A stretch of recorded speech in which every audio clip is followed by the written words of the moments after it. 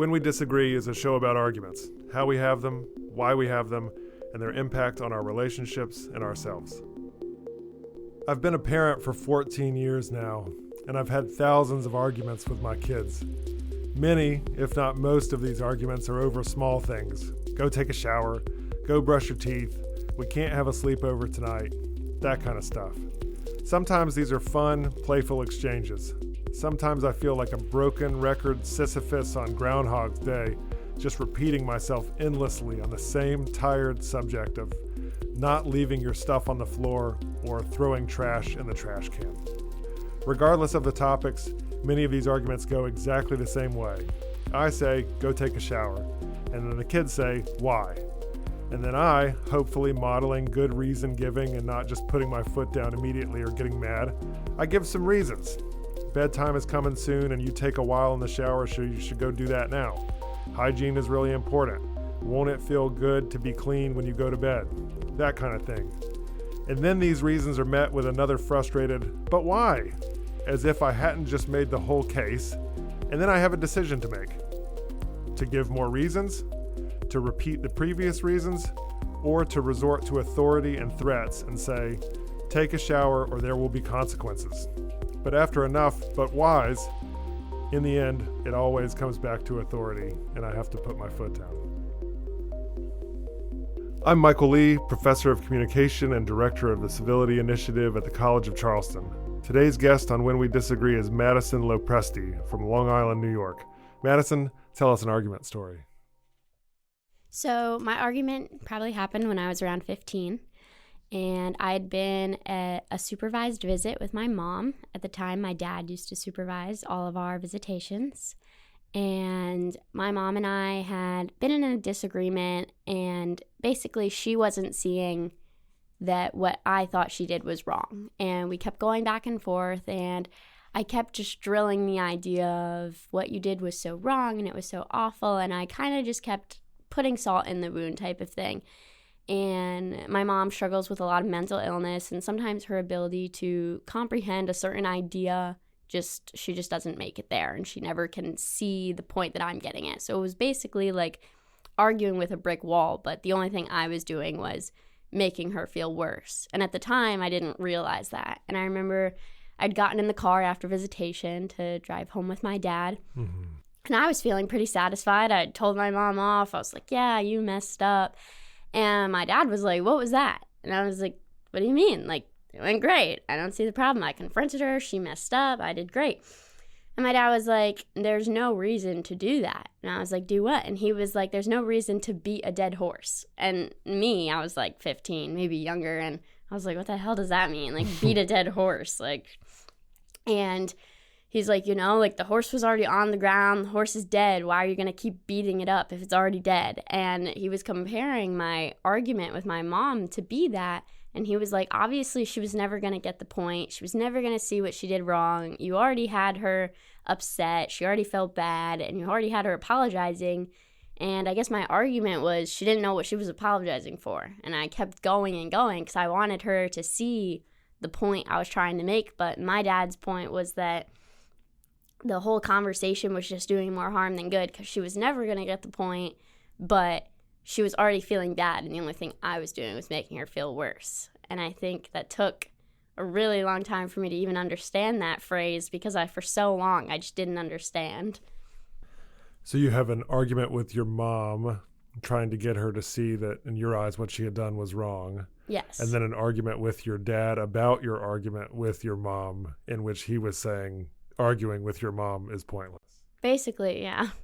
Are you comfortable saying what your mom had done that you thought was wrong? I'm not going to lie. I think that's not even the part that stuck with me. I don't really remember it. It was more the argument with my dad because I think it taught me such a big lesson, and I still use that mindset when talking with her today of just there's certain things that she'll just never understand.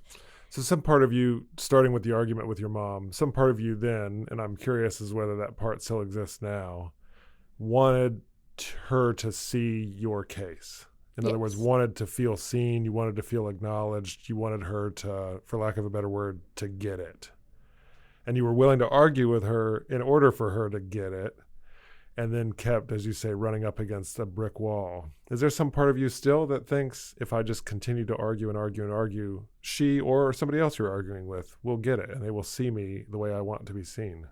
I think as much as there's a part of me that would love to think like that, I think almost every human being, their automatic instinct is to be like, let's just push and push and push until they get my side, my viewpoint. But I think really this argument stuck with me so much because I think it really changed my way of thinking. Because now I'll look at it, and if I'm in a debate with someone and we're going back and forth and they can't even see what I'm saying, then I'm kind of just like, okay, this isn't worth like the energy, the like rise that it's getting out of me, you know? Like I think I've really taken it into the future with me to use in like newer conversations and arguments that I have. And yet it also sounds like you, at least at 15 arguing with your mom, had a kind of theory of the case, which was I can be persuasive enough that she or somebody else will get it. Even if they're dug in, they're only dug in for so long, and then they eventually, the force of the better argument, how compelling my case is, will win them over. But then your dad comes along and says, it's pointless. People are people. They are who they are. Your mom is your mom. You're not going to give her new stripes or whatever. And then he persuades you out of that, right? So then he continues to argue with you to say arguing is pointless, which is deeply ironic. I think that was 100% definitely the idea that came from it. I think also too is I think arguing with someone who is of sound mind that can argue back is much different than the case that my dad was trying to make. And I think he specifically used the phrase of, say, beating a dead horse because it was someone that wasn't capable of holding such a strong argument and such an intellectual argument. It was more of, I was arguing with someone who wasn't capable of following all the points of the argument. So rather than really completely arguing back, it was more of just her apologizing and being upset and then saying like she didn't understand what she did wrong. So it was me just continuing to drive a point that was never going to get there. I see sort of three things happening with these arguments, and it could be with your mom or with others. And the specific case with your mom is obviously challenged for the reasons you just mentioned. But when we're in these relationships, we can argue to persuade. Somebody has what we think is a wrong-headed view, or they've done something that we need them to realize was hurtful. We can perhaps argue to get closer in the relationship, or we can argue as punishment. And that is the kind of piling on. And maybe that's motivated by anger and this desire to punish and to continue to make this person see your pain. And hopefully that maybe causes them some pain. Do you think there was a part of what your dad was saying was that perhaps this is motivated by, the beating of the dead horse, so to speak, right? The damage is already done. I believe that when I was arguing, I honestly was doing all three. I think there was a part of me that was in pain and angry. Even if I didn't see it then, I definitely see it now. And I think that's what my dad was really seeing. Yeah. And I think there was a part of me that just was, I saw that what she had done was wrong. And I wanted her to understand because I wanted so much for our relationship to continue and be strengthened. And at the time, we were really struggling. So I think for me, in my eyes, it was like, oh, if I just get her to understand, then it won't happen again. But there was definitely a part of, you hurt me and I was angry, so I kept driving. And that's when my dad was like, okay, you need to stop. Has your dad ever given similar advice about a relationship that's not with your mom? In other words, said arguing is kind of pointless because people are just going to be who they are?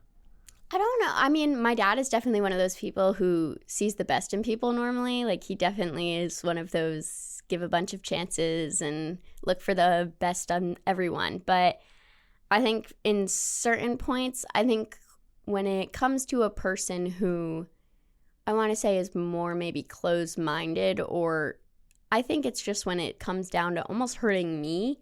If it's like a toxic friendship and I just keep giving chances and I keep trying to talk my way through it with them, he'll just be like, listen, like, this is doing more harm to you than it is like benefits of the friendship. And I think that in that way, he's definitely incorporated some of those ideas into other relationships. Talk about other arguments with your dad. Do y'all have a contentious relationship where there's a lot of back and forth, or is this a pretty memorable, rare case for you?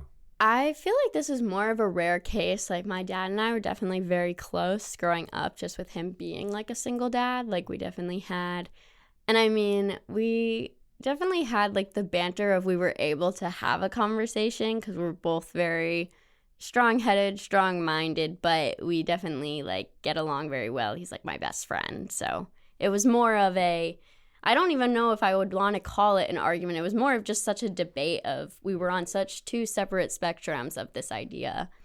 Yeah, and eventually he sort of won. You know, he 100% won. It definitely took a couple years, but once I got older, I was like, oh, well, he was kind of right. Right. He was persuasive. And was it how did the truth of his case kind of get to you over time? Was it that you continued to experience the same things and so he seemed right in the moment, or the quality of his arguments just sort of sunk in after a little while? I think it was a little bit of both. I think for a long time, my mom and I kept kind of butting heads, and I would try and go and go and go on this point, and it would never get anywhere. And each time he'd kind of be like, okay, it's happening again. Like, you're not seeing it. And I think I just got older. I matured, and I kind of understood more the severity of where her mental state was at. And I was kind of like, okay, he's kind of like been saying this all along, and I wasn't getting it. So I think it kind of just took some time on both ends for both things to kind of sink in. Right. Yeah. The metaphors that we've been using, the brick wall and the dead horse, seem to encapsulate a kind of stuck point in your relationship with your mom. And he was essentially saying, it doesn't have to be this way. Yeah. There is a way out here, and there's less arguments, not more. Talk a little bit as we close about your relationships and approach to arguments and conflict with other people. Is your approach to conflict with other people who are not your mom similar, where you say, let's not get into a situation where we're going to beat a dead horse, and so you're kind of risk averse about getting in that same stuck point again? Or is your approach to your mom kind of a one-off, a rare case, and you're a little bit more willing to engage in persuasion or conflict with friends, family members, and others? I think it depends. I mean, I wouldn't say I'm necessarily like a confrontational person. I love to debate just ideas rather than maybe argue a certain point, but just going back and forth and like friendly banter I think is fine. But when it comes to like actual conflict, I think for me maybe that role has definitely played a part of, if I just see that this is just not a conflict worth engaging in, like they're not going to change their mind, I'm not going to change my mind, like I'm one of those people that I think I can just respectfully agree to disagree type of thing. Just if it's going to go, I find myself now, I don't really go down the rabbit hole anymore of now we're just going back and forth with no end in sight. With these agree to disagree moments, I find myself extremely confused, to be quite honest with you. Whereas on the one hand, it seems like I'm acknowledging that you're unpersuadable on this issue and I'm unpersuadable on this issue. And it's important for us to remain in a relationship, so we're just not going to talk about this thing. And it also seems to be the case, both for me and for others that I've experienced and talked to, that it can be a way to avoid conversations. We can suppress a necessary conversation. And it's also kind of like giving up hope that somebody could change. And then here we have an example of you and your dad where that kind of persuasion took 2-3 years for you to realize the truth of his case. Yeah, I think there's a point when it comes to agreeing to disagreeing. Like, if you're arguing about something that has a very broad spectrum, I think you can come to a finalized idea. But maybe if you were to go into a specific of that spectrum, sometimes I feel like some people feel very strongly about a certain idea if it's like maybe a minor detail in that broad idea, if that makes sense. But I think when you have like a very wide idea, you can come to some type of conclusion of, okay, like they believe like this and they believe like this. But I guess when I say agree to disagree, I don't necessarily think the other person is wrong, nor am I right. It's just more of, I think that, you know, the sunset looks pretty tonight and they don't. Like, there is no right answer necessarily. Madison, thank you so much for being on When We Disagree. Thank you for having me. When We Disagree is recorded at the College of Charleston with creator and host Michael Lee. Recording and sound engineering by Jesse Kunz and Lance Laidlaw. Reach out to us at whenwedisagree@gmail.com.